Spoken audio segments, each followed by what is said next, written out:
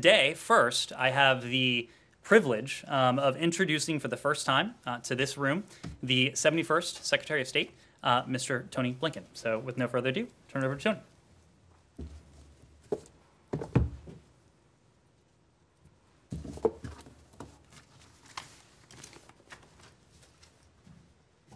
Thank you. Good afternoon. Let me start by saying that my first ambition is to be known as the man who brought Ned Price to the State Department briefing room. And that, at least, is mission accomplished. Well, in all seriousness, thanks to everyone for joining me here today. This is my first full day on the job as Secretary of State. And to restate what I said before, it is a deep honor to be in this job, and I am gratified that the President has seen fit to entrust me with this responsibility.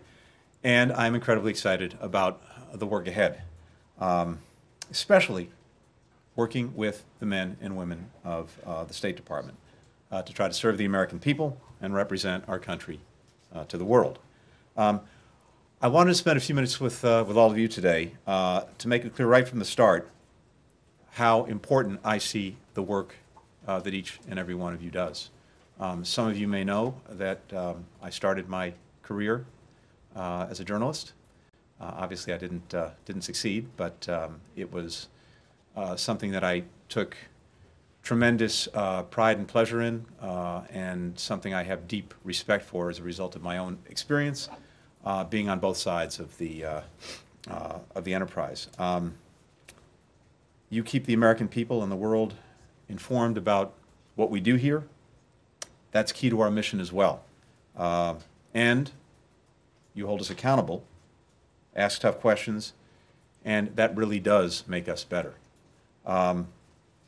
More broadly, and it is never more important to restate it, a free press is a cornerstone of our democracy.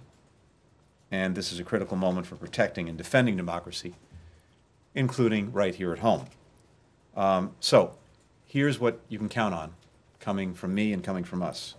We're resuming the daily press briefing starting next week on Tuesday. That's an essential part of the day, and we're bringing it back. President Biden has said that he wants truth and transparency back in the White House briefing room. That fully applies in this room as well. And you'll be seeing me with a little bit of frequency too, including on our travels together when hopefully we can get back to those travels, just as you'll have an opportunity to hear from many policy experts in this building. I know we're not always going to see eye to eye. That's not the point of the enterprise. Sometimes we'll be frustrating to you. I imagine there are a few times when you'll be frustrating to us, but that's to be expected. That's exactly, in some ways, the point. But you can count on me, you can count on us to treat all of you with the immense respect you deserve and to give you what you need to do the jobs that you're doing that are so important to our country and to our democracy. And I will be forthright, whether it's behind this podium, on the plane, or hopefully, eventually, some distant part of the world. So it's an adventure. I am really, really glad that we're in it together. So welcome back to the press room. As Ned said, this is your press room. And with that, let me take a few questions. Start with the AP, Matt Lee. Thank you. Welcome back, Mr. Secretary, to the building. Thank you. Thank you for your kind words about our profession earlier. I'll try to be as brief as possible. In the last couple months of the previous administration, several policies were rolled out and enacted that attracted a bunch of that were contentious, to say the least, or attracted a bunch of criticism. I realize that a lot of almost everything is under review right now, as you're less than 24 hours in. But among those things that were enacted in the last several months, which are your priorities to complete the review, to possibly reverse, rescind, or rollback? And similarly, within the building, apart from policy, but in terms of personnel, what exactly do you intend to change, if anything, about the approach the previous administration took to the Foreign Service and people who worked in this building? Thanks. Yes, you're right. We are reviewing a number of steps that were taken late in the last administration. We want to make sure we understand in each case the basis for the decisions that were made. I will tell you that I'm particularly focused on the question of sanctions on the Houthis. I think you all know very well that the Houthis committed an act of significant aggression in taking over Sana'a some years ago, moving through the country, committing acts of aggression against our partner Saudi Arabia, committing human rights abuses and other atrocities, creating an environment in which we've seen extremist groups fill some of the vacuums that were created. But at the same time, we've seen a campaign led by Saudi Arabia that has also contributed to what is, by many estimates, the worst humanitarian crisis in the world today, and that's saying something. And so it's vitally important, even in the midst of this crisis, that we do everything we can to get humanitarian assistance to the people of Yemen who are in desperate need. And what we want to make sure is that any steps we are taking do not get in the way of providing that assistance. The Houthis control territory that I believe contains about 80% of Yemen's population. And so we want to make sure that any of these steps, including the designation, don't make what is already an incredibly difficult task even more difficult. That is the provision of humanitarian aid to the people of Yemen. So we're taking a very urgent and very close look at that. We want to make sure that not only are American aid groups able to do what they can to provide assistance, but so are aid groups around the world that are providing the bulk of that assistance, and to make sure that nothing we are doing interferes with that, particularly if it doesn't in any other way advance our policy and objectives. So that's the priority in my book. Thank you very much. Congratulations, Mr. Secretary. Good to see you, Andrea. President Biden, in his first phone call with President Putin yesterday, outlined some areas of agreement, such as the arms control agreement, the extension of New START, but at the same time, areas of concern, many of which involved Russia. We're talking about SolarWinds hack and Ukraine, of course, the investigation, the assessment of interference in the 2020 campaign, but also the safety of Alexei Navalny. Yeah. And so I want to ask you, what are the red lines under which the United States would consider sanctioning Russia if there's any harm that comes to Mr. Navalny or to the protesters as they're being arrested? You know, how front and center is this issue to you of Russian crackdown on the opposition and on human rights? Well, thanks, Andrea. We've, as you know, already expressed our deep concern for the treatment of Mr. Navalny specifically, and more generally with the human rights situation in Russia. And it remains striking to me how concerned and maybe even scared the Russian government seems to be of one man, Mr. Navalny. Across the board, as the President has said, we're reviewing all of these actions that are a deep concern to us, whether it is the treatment of Mr. Navalny and particularly the apparent use of a chemical weapon in an attempt to assassinate him. We're looking very urgently as well at SolarWinds and its various implications. We're looking at the reports of bounties placed by Russia on American forces in Afghanistan. And of course, we're looking at these questions of election interference. So all of that, as the President and the White House have indicated, are under review. I don't want to get ahead of where we are on those reviews. But as I say, we have a deep concern for Mr. Navalny's safety and security. And the larger point is that his voice is the voice of many, many, many Russians, and it should be heard, not muzzled. And you're not ruling out anything if there's harm that comes to him? Not ruling out anything, but we want to get this full review done, and then we'll take it from there. We'll go to Sean Tannen with the IB. Thanks, Mr. Secretary. As head of the Correspondents Association here, thank you for coming out on your first day. It's a powerful signal, and it does go noticed by us. Could I ask you, in your confirmation hearing, you spoke in support of the so-called Abraham Accords under the previous administration. A couple of decisions that your administration could take, I wanted to ask you about. I understand there's a review going on right now about military sales. The F-35 sales to the United Arab Emirates and sales to Saudi Arabia. How do you see those going forward? Do you plan on the F-35s eventually going forward to the UAE? And with Morocco, does the United States still recognize, as the previous administration said, Moroccan sovereignty in Western Sahara? Thank you. Thank you. Thanks very much. A couple of things on that. First, as we've said, we very much support the Abraham Accords. We think that Israel normalizing relations with its neighbors and other countries in the region is a very positive development, and so we applauded them, and we hope that there may be an opportunity to build on them in the months and years ahead. We're also trying to make sure that we have a full understanding of any commitments that may have been made in securing those agreements, and that's something we're looking at right now.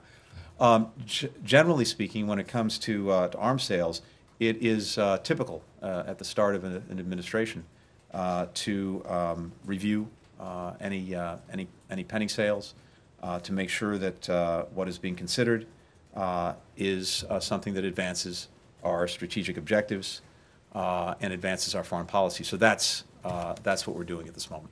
What did John Hudson? Morocco? Thanks. The review on Afghanistan, Mr. Secretary, what are you looking at? And do you plan on retaining Ambassador Khalilzad as U.S. envoy? With regard to Afghanistan, one of the things that we need to understand is exactly what is in the agreements that were reached between the United States and the Taliban, to make sure that we fully understand the commitments that the Taliban has made, as well as any commitments that we've made, and so we are taking that up.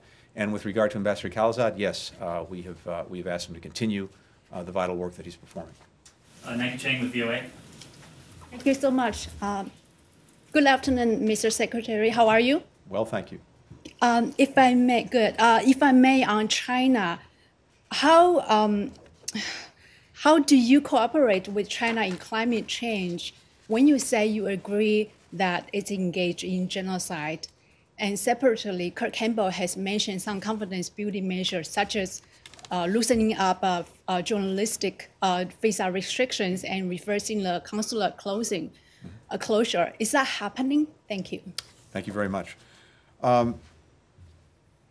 We've had some opportunity to talk about this in recent weeks and recent months, and I think it's not a secret that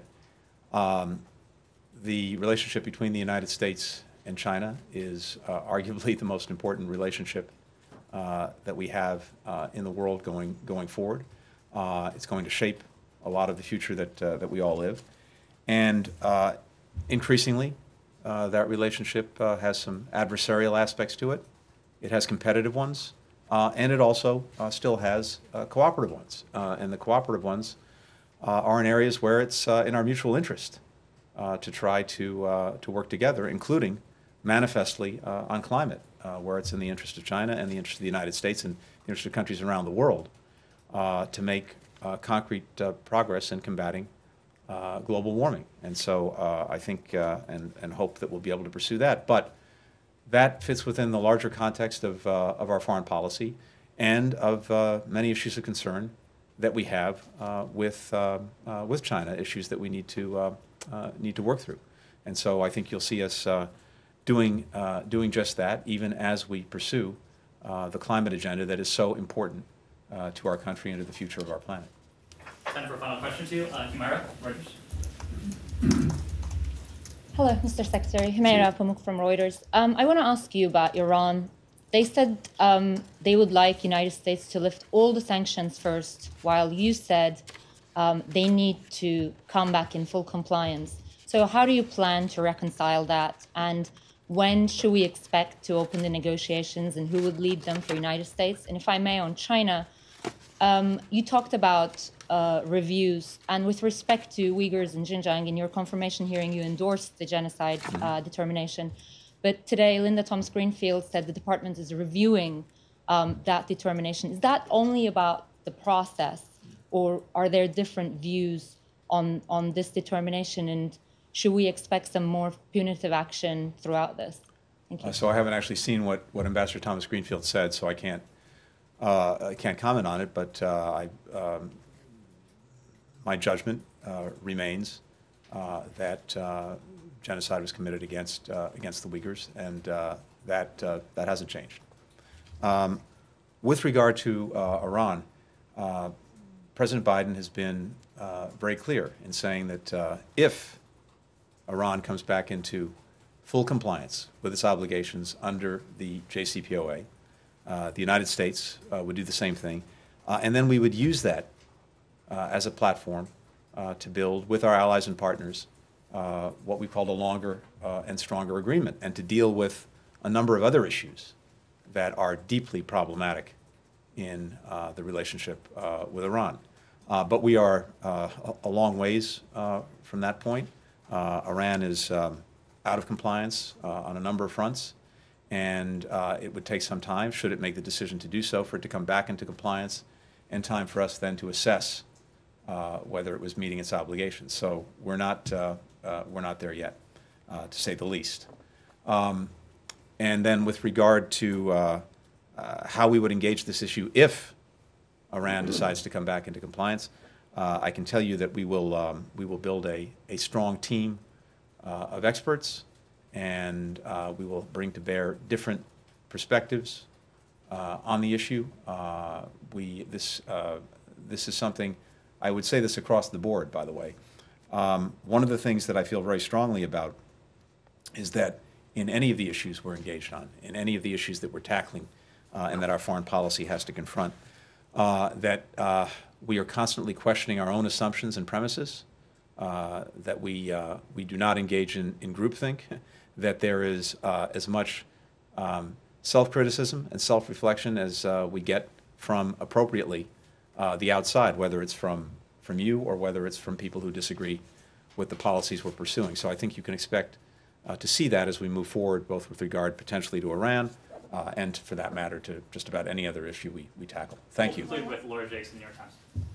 Thank you. Congratulations, Good to Mr. see you. Secretary. You too. You've talked a lot about restoring U.S. leadership in the world, but allies note that everything that you do could again be overturned in 4 years, and that this is a cycle that doesn't instill confidence in the long term in the United States' credibility. So how can any one administration, if it can be done, assure the world that the United States can be trusted to keep its commitments? So one of the things I've done over the last 24 hours is I've spent a lot of time on the phone already with some of our closest allies and partners in various parts of the world, and that's continuing.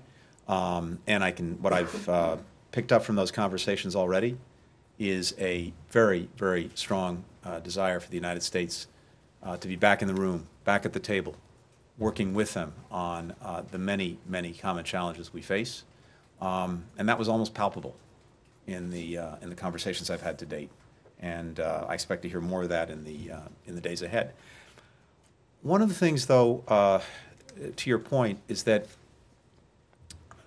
when it comes to virtually everything we're doing, and the President has said this many times, when it comes to foreign policy, it is hard to have a sustainable foreign policy absent the informed consent of the American people. And that informed consent, I think, comes in a couple of ways.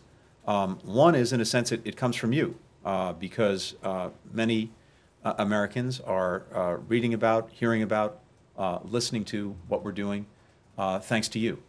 And that's vitally important, to make sure that they are fully informed and thinking about and ultimately providing their consent to what we're doing. But the place that in our system that informed consent is vitally important is with Congress. The members of Congress are the representatives of the American people. They provide advice and consent to our policies.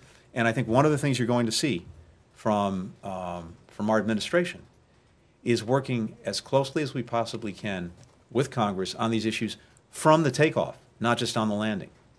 Because ultimately, for these policies to be sustainable, we, I think, need to try to work them as much as we can up front, not at the back end. There are going to be disagreements. There are going to be places where we're just in a different place. But I think we stand a better chance in producing the kind of policies that will stand the test of time if we're working closely up front with Congress. And we'll see where we get. But I'm determined that we do that. Thank you very much. Thank you. Thank you all.